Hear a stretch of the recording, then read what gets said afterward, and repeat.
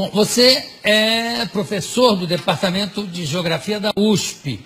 E o que é que você estuda especificamente? Climatologia, é isso? Climatologia antártica, do continente antártico, já há 20 anos. É só do continente antártico? É a minha especialidade, mas o resto também. Sim, não tem como separar. Claro. E você esteve na Antártida algumas vezes? 2 vezes já. O que você acha das teorias de que o aquecimento global está derretendo o gelo do continente? Começa que já nem é uma teoria, é só uma hipótese. Então ela não carece de prova científica. Então é isso que é o pior. Você tá... Não carece de não tem prova científica do aquecimento global. São 26 anos, na verdade são 3.000 anos que essa história já existe. Nossos pesquisadores da equipe da Climagel já foram buscando essa informação. Já se discutiu isso nas ágoras das póleis gregas. Se cortasse árvore ia mudar o clima do planeta. Na Grécia Antiga já se discutiu? No Senado Romano se faria ou não os aquedutos porque ia mudar o clima e por aí foi. Até hoje nós estamos com essa historinha, a mesma coisa. O clima vai mudar, o homem mexe no planeta, não sei o quê, e não mexe nada. Mas é engraçado, tem relatos de uma civilização, não sei se é a Inca ou se é Azteca, aonde eles iam cortando florestas para usar essa madeira, inclusive para queimar essa madeira, com aquecimento, etc. E à medida, quando chegaram nas últimas árvores, que acabou a floresta, que a civilização também começou a cair, a entrar em decadência. Não tem nada a ver uma coisa com a outra. Você destruiu aqui, não tem uma consequência? Não pode ficar... Tem que tomar muito cuidado com isso, porque isso são ações locais e não são ações planetárias.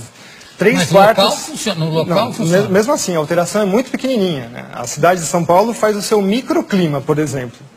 Assim não. E aí o clima global é outra coisa. Mas o discurso desse pessoal é que a cidade altera o clima do planeta. Portanto, a cidade tem que se adaptar à mudança do clima, que ela mesma fez. Mas espera aí, raciocínio circular, né? Agora, como é que... Quer dizer que o gelo não está derretendo lá? Não, o gelo derrete e congela de novo. Tem os seus ciclos, Isso já é muito conhecido desde o final da Segunda Guerra Mundial. Primeiro que o próprio cenário de guerra era o cenário polar, A gente está acostumado a sempre ver o mundo no planisfério. Acha que os Estados Unidos estão de um lado de cá, a Rússia está do outro lado, eles vão se matar por mísseis por cima do Atlântico, Não, eles vão se matar em cima do polo, Na verdade, eles estão pertinhos um do outro, Então, o conhecimento do gelo, já na época militar, já é muito difundido. Então, o próprio Ano Geofísico Internacional, 1957 até 58, estendido até 59, a primeira missão dos americanos foi atravessar o polo e, inclusive, colocar um submarino nuclear no polo. Embaixo da exatamente. Foi o submarino Nautilus, que conseguiu, em 57, atravessar o polo todo.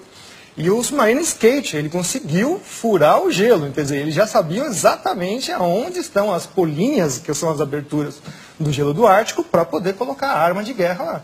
Então o clima e militarismo está sempre andando junto, Tudo está andando junto com o militarismo. Como é que é o negócio do nível do mar? Não está subindo ano? Não, o nível do mar continua no mesmo lugar. Tem essa história também. As calotas estão derretendo. Não. Primeiro que se fosse derreter alguma coisa, teria que ser a Antártida. Então, aí sim você teria uma elevação do nível considerável. Mas para derreter a Antártida, cara, para nós, você tem que ter uma temperatura na Terra assim, uns 20 ou 30 graus muito mais elevado. Sim, mas a medição do nível do mar está subindo? Não, ele tem pequenas variações. Por exemplo, só o El Niño, que é um fenômeno completamente natural, varia o mar meio metro. E aí os piores cenários do IPCC, que é o painel intergovernamental para a mudança do clima, o pior cenário deles é 50 centímetros. Em quanto tempo? Em 100 anos. Mas não tem uma medição feita pelo Capitão Cook? Tem. De quando é? Acho que é 1780, mais ou menos. E de lá para cá? No mesmo lugar. O nível do mar está no mesmo lugar. Então, que alívio que você me dá. Isso, nossa. Não, tem uma situação mais engraçada. Ah, Que eu fui fechar minha conta num banco que se diz sustentável, essas coisas, eu odeio essa história, né? E, não, mas o senhor faz o quê? Eu sou professor de climatologia. O mundo vai acabar? Eu, ai, meu Deus. É assim, as pessoas estão assim, apavoradas, o mundo vai acabar. não, a Mariana estava preocupadíssima, inclusive ela tampa tudo que é espelho até hoje, Por causa do aquecimento com medo global. de ver o reflexo do aquecimento global. O aquecimento global virou o bode expiatório para todos os males da humanidade. Bom, falando em aquecimento, e a famosa, não é a calota polar, como é o efeito estufa? Esse é o pior de todos, né? Essa é uma física impossível. Ai, eu estou tão contente hoje. Quer dizer, o mundo terminar em 2012, nem pensar, né? De jeito nenhum. Tá. Então vamos para o efeito estufa. Como é O que é? efeito estufa é a maior falácia científica que existe na história, né? Primeiro que ele é baseado num conceito científico que não existe. A Terra tem essa temperatura porque ela tem atmosfera, recebe energia do Sol, tem uma interação com a atmosfera, e por lei dos gases, note, não é uma teoria, é a lei dos gases, pressão, temperatura, né, e volume. Então, por causa de ter uma atmosfera, nós temos essa temperatura. Eu adoro essa discussão assim que os aquecimentistas, que são os que trabalham para o lado do aquecimento global. Não, mas o maior exemplo de que o CO2 realmente acaba com o planeta Terra, acabaria com o planeta Terra, é Vênus. Aí eu falo, é? Tá, qual é a pressão atmosférica na superfície de Vênus? Não sei. São 90 vezes a pressão atmosférica da Terra. Portanto, a temperatura lá é de 400 graus na superfície, não é por causa do CO2, é por causa da pressão atmosférica da atmosfera de Vênus. E Vênus também tem o problema da camisa, né? Que deve ter uma certa influência. Agora, quer dizer que não há o efeito estufa? Não, essa física não existe. Então, o negócio do pum dos carneiros da Nova Zelândia, você já ouviu falar nisso? Já!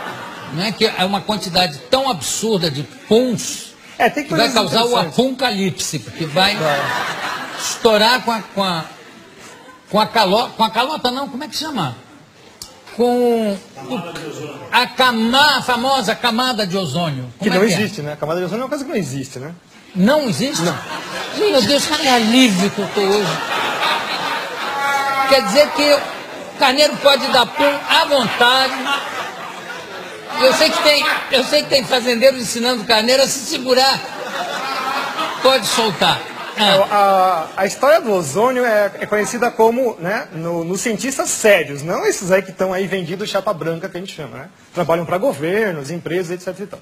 Cientistas sérios, o próprio pai da coisa é o Dobson, que no ano geofísico internacional se propôs a ir para a Antártica justamente para saber qual era a variação do ozônio na calota polar. Ele já sabia que o ozônio desaparecia completamente na Antártida.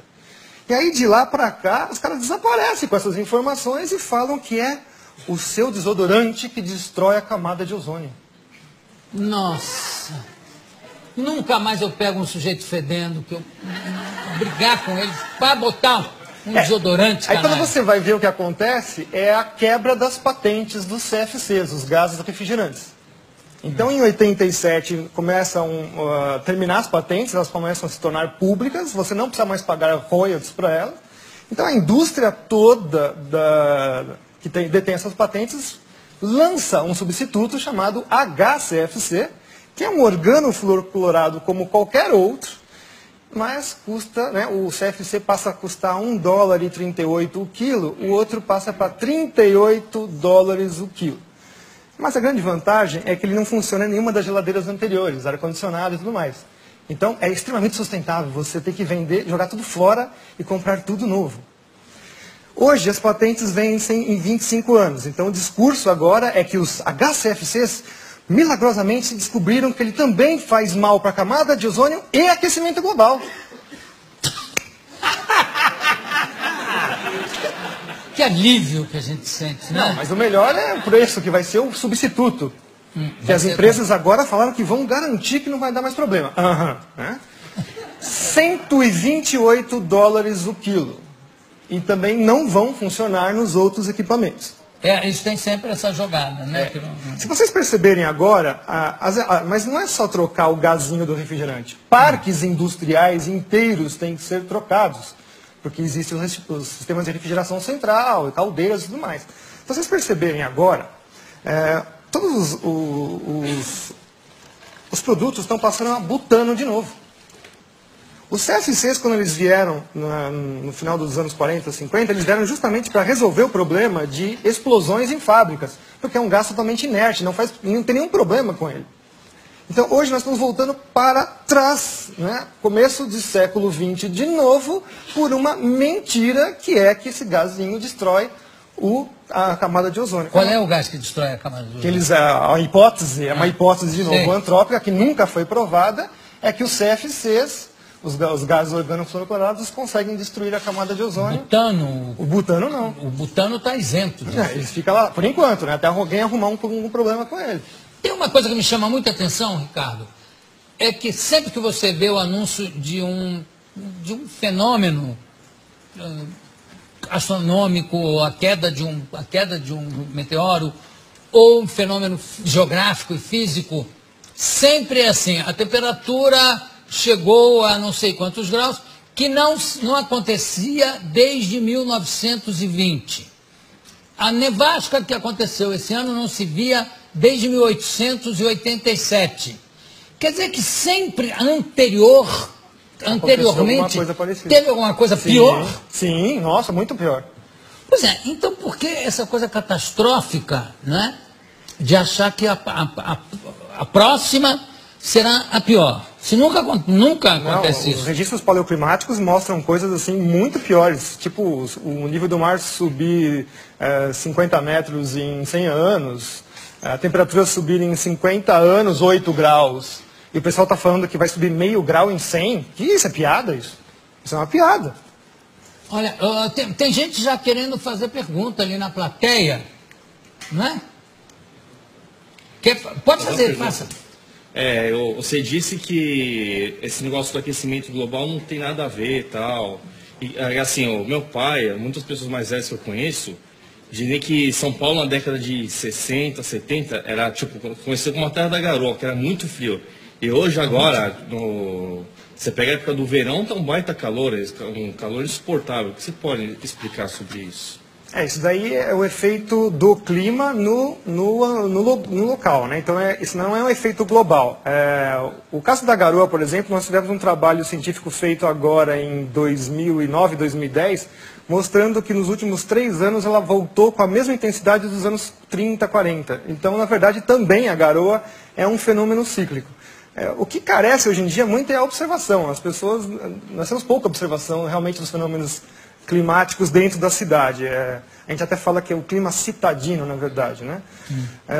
Em geral, nós temos também pouca observação. A partir dos anos 90, fechou-se estações meteorológicas no mundo inteiro. O próprio presidente Collor de Mello fechou diversas estações meteorológicas aqui no Brasil também.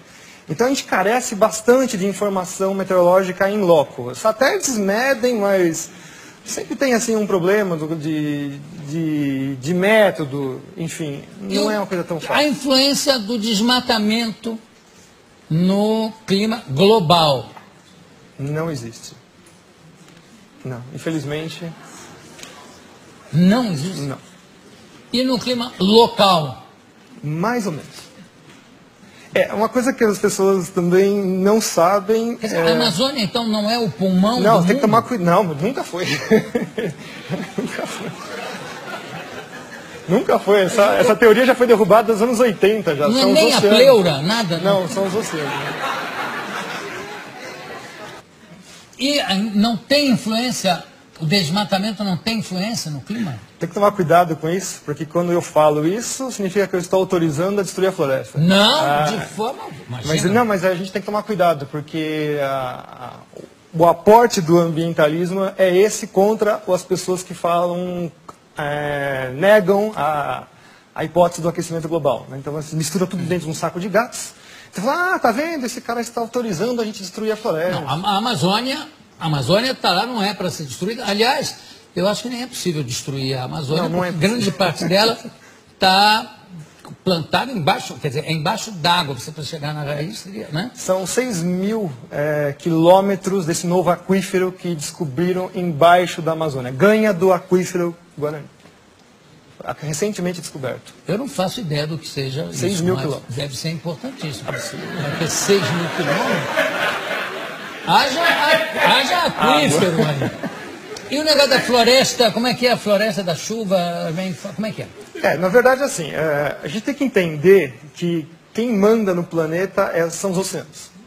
Aí, por acaso, existem continentes. São 3/4 da superfície do planeta com água.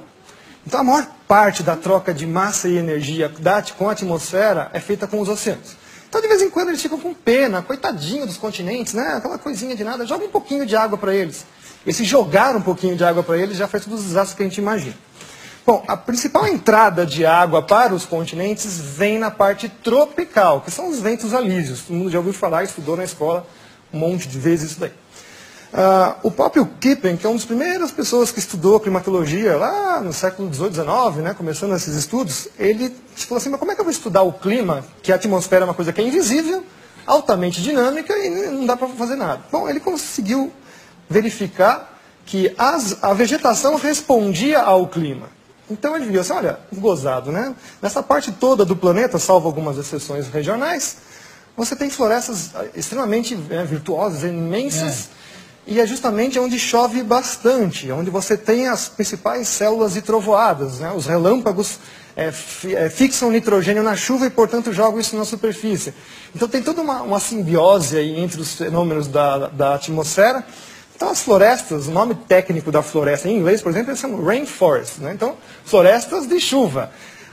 A floresta está lá porque chove, não chove porque tem floresta, vocês entenderam? Então quer dizer que se você cortar, vamos supor que vamos fazer assim um cenário hipotético, já que eles adoram fazer cenários, vamos fazer também. Vamos supor que você tira toda a Amazônia de lá, tira tudo lá, 20 anos depois está tudo de novo nascendo. Tudo de novo nascendo. Mas leva 20 anos. 20 anos. Que não é nada na história do planeta.